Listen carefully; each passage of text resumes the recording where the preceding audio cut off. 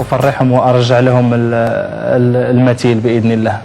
جمهور الاتحاد يحب بالتأكيد ومنتظرين الكثير منك بالقميص الاتحاد، لكن خلينا نروح للجمهور المغربي. الجمهور المغربي أيضا عاشق لحمد الله، ونحن على أبواب كأس العالم، وهذه بطولة ما تتكرر دائما في تاريخ اللاعبين. كيف تواصلك كابتن عبد الرزاق مع مدرب المنتخب المغربي وليد الركراكي؟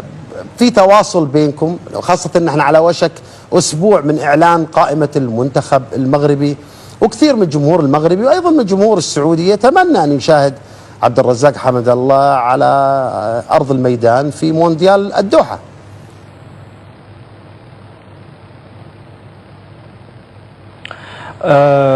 كما ذكرت، خليني أبدأ لك بالنقطة الأولى اللي هي الجمهور المغربي.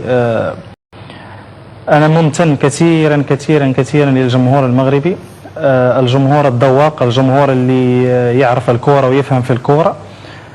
أشكرهم كثير على مساندتهم لي يعني طيلة الفترة الماضية، بالرغم من أني كنت مستبعد من المنتخب المغربي، لكن لهم كل الشكر والتقدير.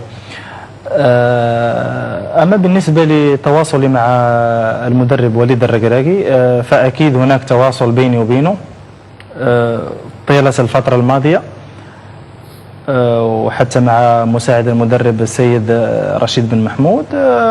وهذا التواصل فهو تواصل مثل التواصل مع جميع اللاعبين المغاربة، يعني اللي ممكن أنهم يروحوا لكأس العالم. وأنا جد سعيد يعني بالحوار اللي كان بيني وبينه، وإن شاء الله نتمنى الخير في الأيام المقبلة بإذن الله. مشتاق للقميص المنتخب المغربي كابتن عبد الرزاق؟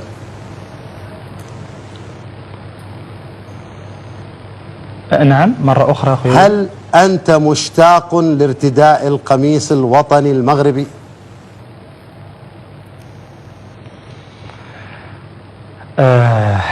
أنت سألتي سؤال اللي مفروض ما يسأل. يعني أكيد البلد يبقى البلد، والوطن يبقى الوطن، والمنتخب هو جزء من الوطن.